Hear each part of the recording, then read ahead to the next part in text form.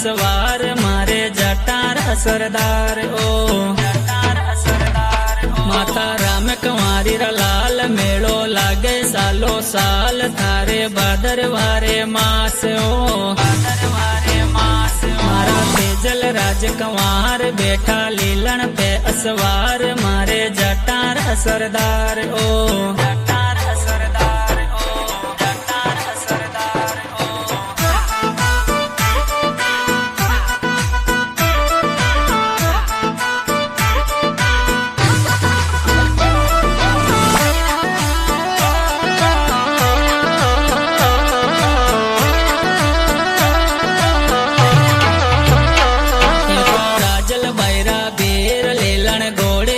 असवार ते तो पेमलरा बरतार ओ